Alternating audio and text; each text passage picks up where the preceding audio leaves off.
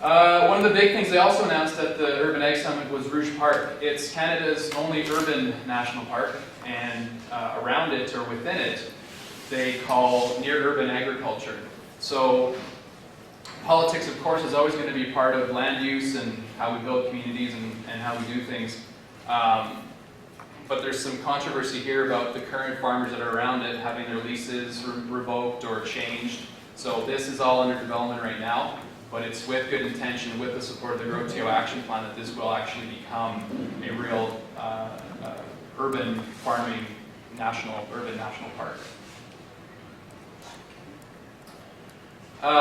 Keynote speaker, the lead speaker at the Urban Ag Summit, Will Allen of Growing Power in Milwaukee. They have a satellite office in Chicago. He talked about his accomplishments, he and his daughter. His latest numbers are showing 1 million pounds of food grown on 3 acres of land in the winter. So with using no fossil fuels even. And he's got it like documented, proven. It's not just, claim, he's done it. So they combine aquaponics with compost, vermicompost production. That's how they heat their greenhouses. They make huge piles of compost in their greenhouses, and that's what keeps it warm through the winter.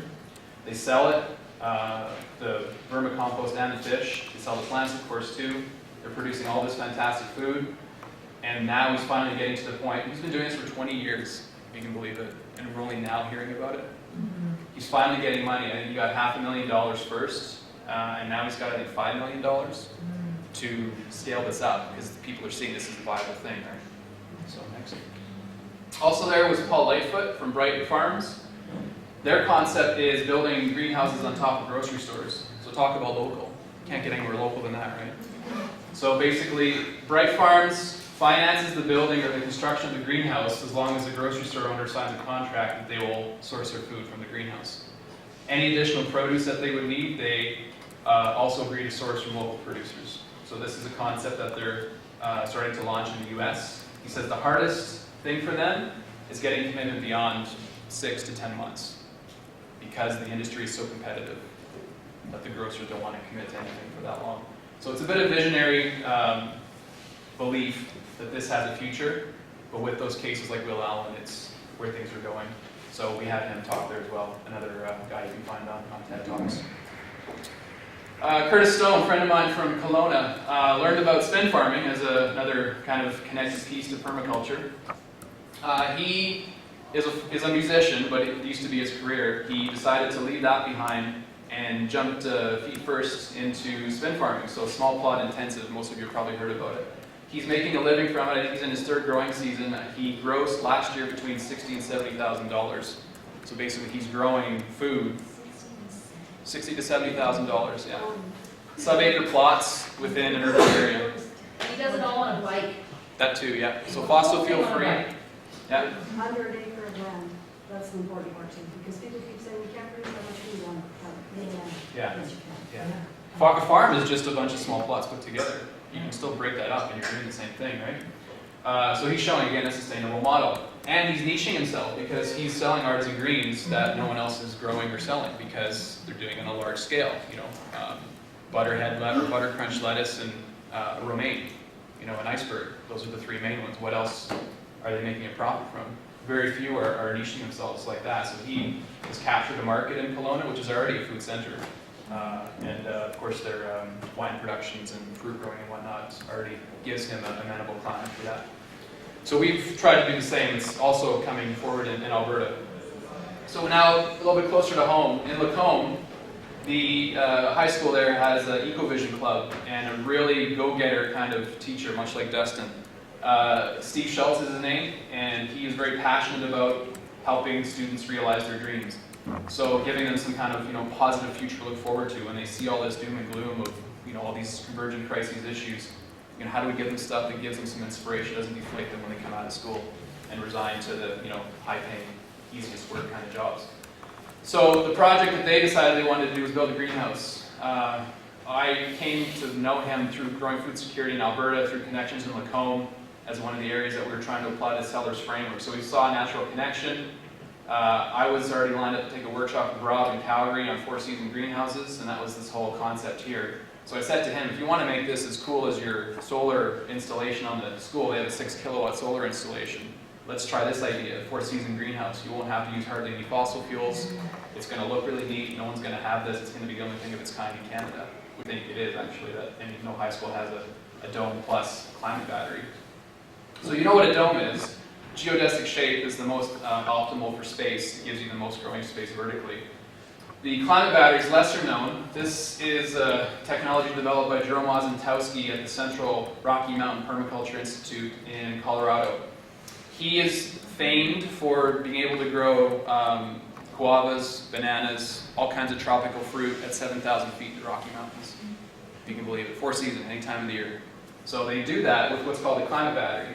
And when I first heard about it, I thought it was something really technical, like all this electronics and stuff. It's really simple. This is it. Basically, 4 tubes, and then a bunch of radiator tubes on layers. So this is already 2 layers covered. There's 4 in total on this particular model. And so the concept basically is you take the heat from the greenhouse up above here, and with fans, suck it down, and it goes through this weaving tile, which is perforated, so it emanates out into the soil and acts as a natural battery.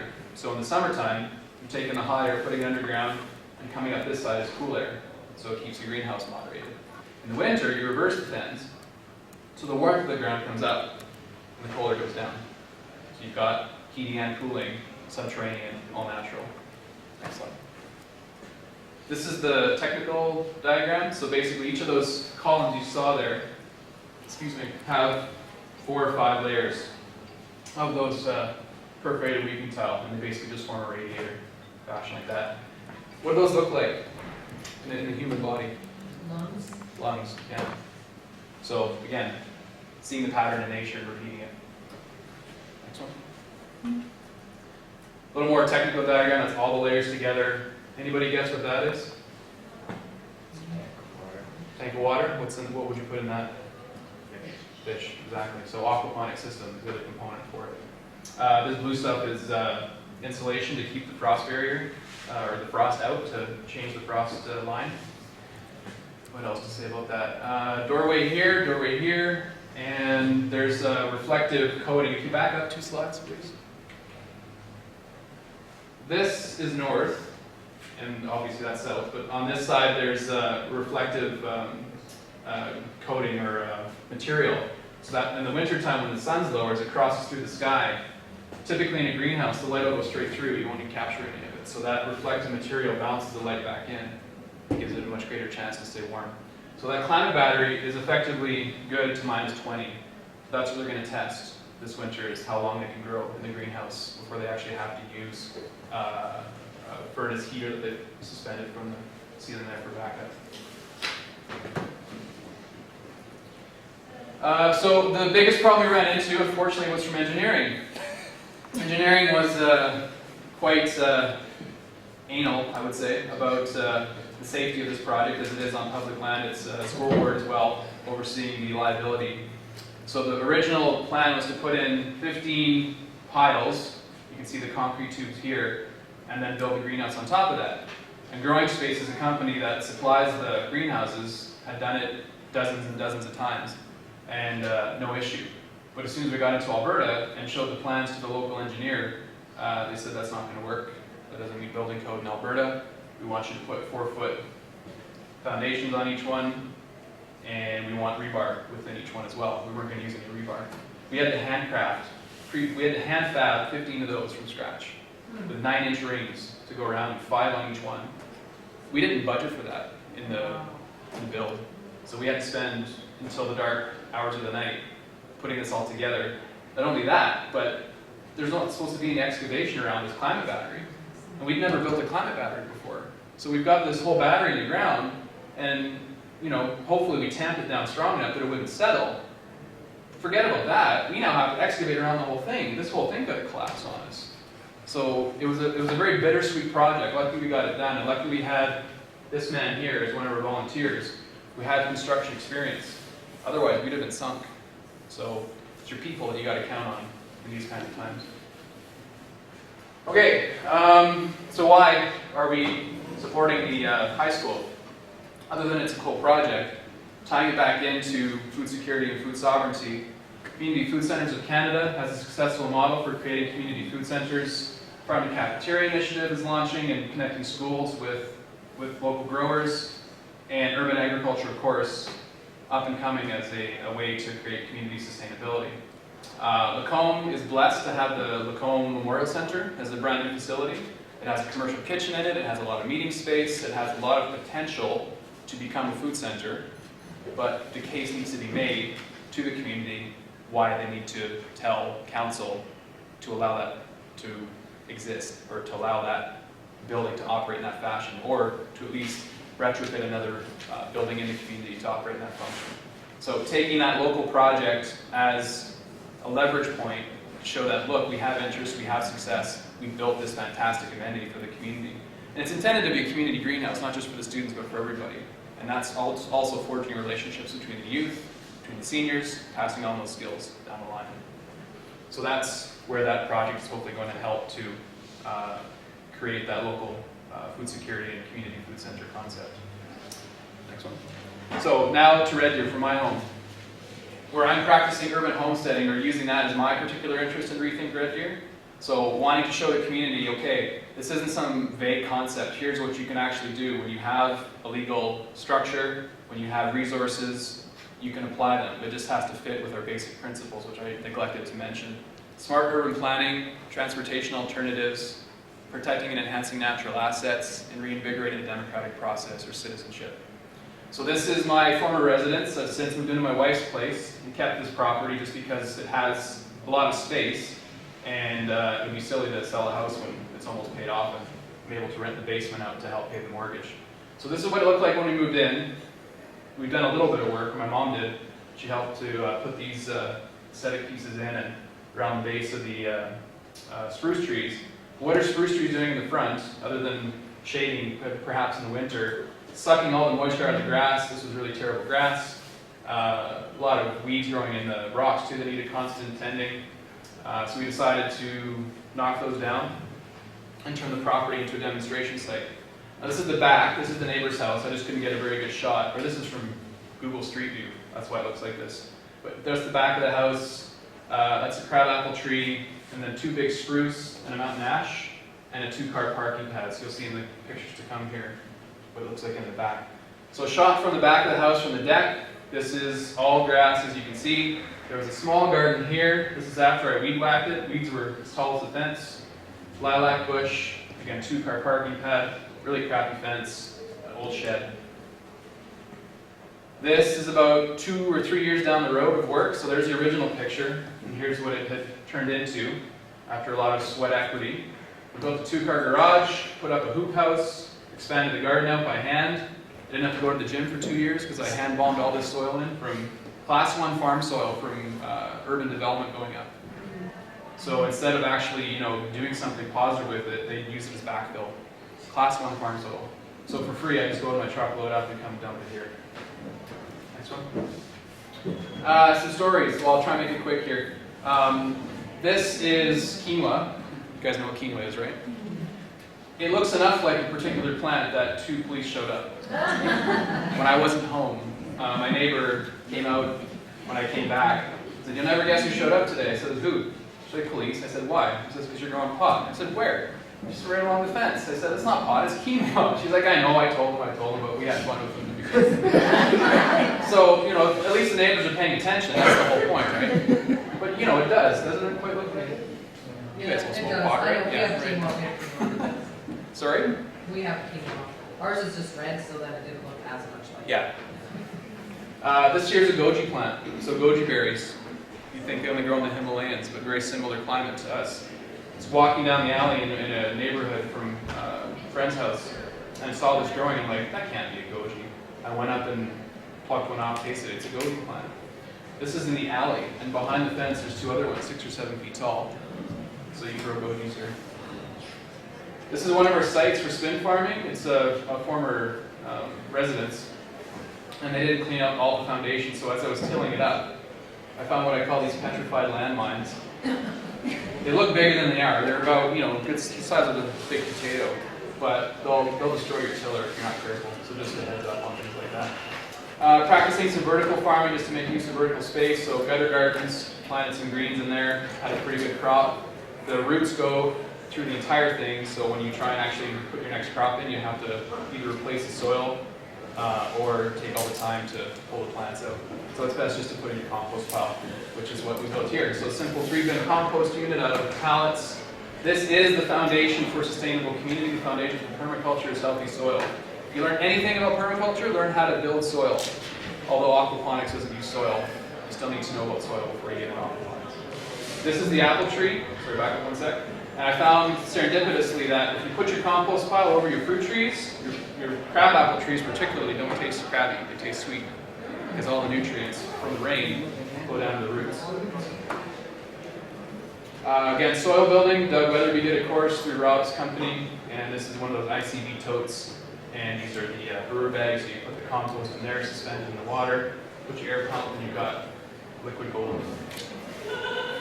Some of our equipment, in permaculture you get kind of excited and you make rash decisions. I bought a $5,000 tiller and chipper shredder. So, although it's sweet, it's got parts from Ferrari in it, you got to be careful with your expenses so it can set you back. So luckily I had enough money that year to pay it off. This is down at the market. Red Deer had a downtown market, second year running, and out of nowhere this kid comes walking down the street with a pet goat. So someone's having an effect. Spin farming, just our first crack at it there, some rows of artisan greens, collecting the rainwater, some wood from the spruce trees that were cut down. Our hoop house, the longer version that was 30 feet long, and that was reclaimed from a site that we were trying to set up a food forest at, but we lost access to, so instead of putting it in storage, we decided to set it up. Shot from the inside, some of the starts of those greens that we put in the ground. That's that lilac bush, if you remember, from the back corner. It's a stupid idea. If you're going to pull out a lilac bush, get a crane. Get something that's going to haul it out of there. Because to do it by hand, I dug around this, it's a nightmare.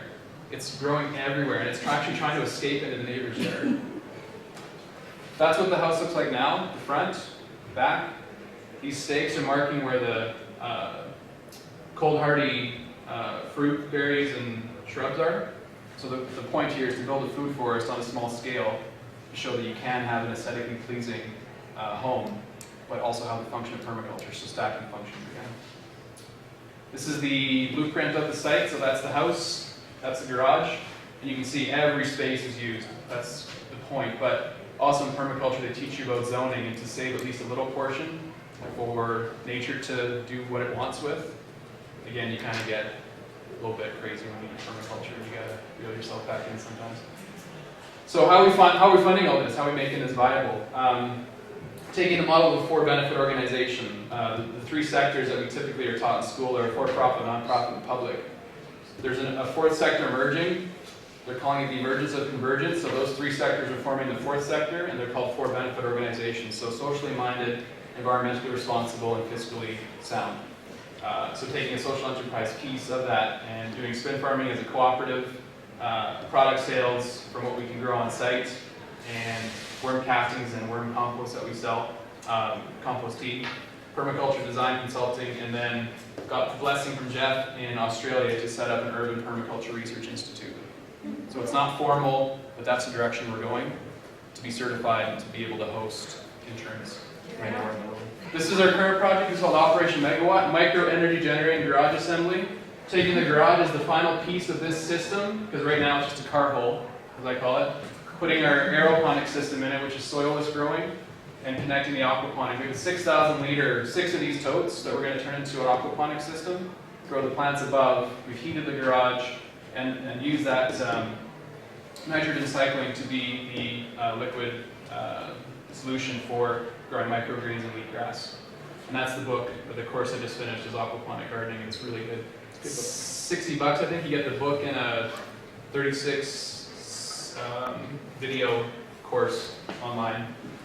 Next one. Nitrogen cycling. Dustin covered that, just kind of the details of the type of bacteria you're producing. Next one. Wood-fired hot tub. So connecting the garage and building a greenhouse over where the spin garden was. So you can create a wood-fired hot tub as a recreational piece, but also functional, because having that water in the greenhouse can act as a heat sink any evaporation, maintains the humidity, and then you actually get the recreational piece too. Imagine sitting there in your hot tub and plucking grapes off the vine. Pretty cool. So there's what a rocket soap looks like. Next one.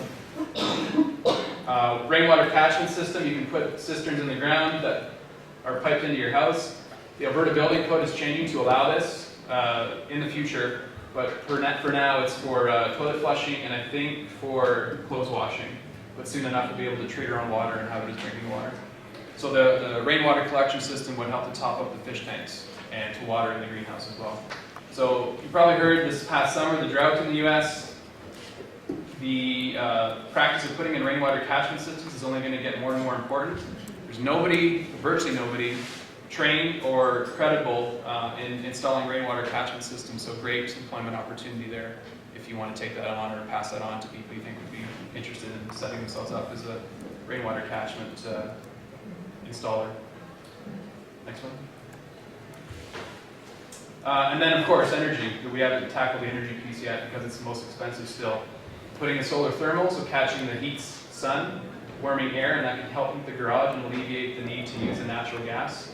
Then, of course, the solar photovoltaic to power the pumps and the general appliances in your home. And back to our principles. So it's all about making a system, but your system has to be founded upon the sweet spot of the permaculture ethic. Earth care, people care, return a surplus. And this is my closing slide. That's what I feel like, the turtle on a fence post. You guys heard the joke of a turtle on a fence post? It's usually used to make fun of politicians. Essentially, the rancher is driving down the road with his son. You see a turtle on a fence post. And the kid says, "Dad, how to get up there?" And he's like, "I don't know, but let the poor dumb thing down," kind of thing. And it's an allusion to politics and how politicians are propped up like that by people. But how do they get up there? They didn't do it themselves. People put them up there, right? People can take them down as well. And essentially, the people need to take them down because the turtle can't get down on its own. So I got put up on this pedestal as this community nut job, doing all these different things. I'm just trying to funnel energy into positive action. But the community gets behind you for better or worse, and they're there to support you, but they can also bring you down. So maintain relationships, stack functions, use those ethics, and that's how you become a sustainable community.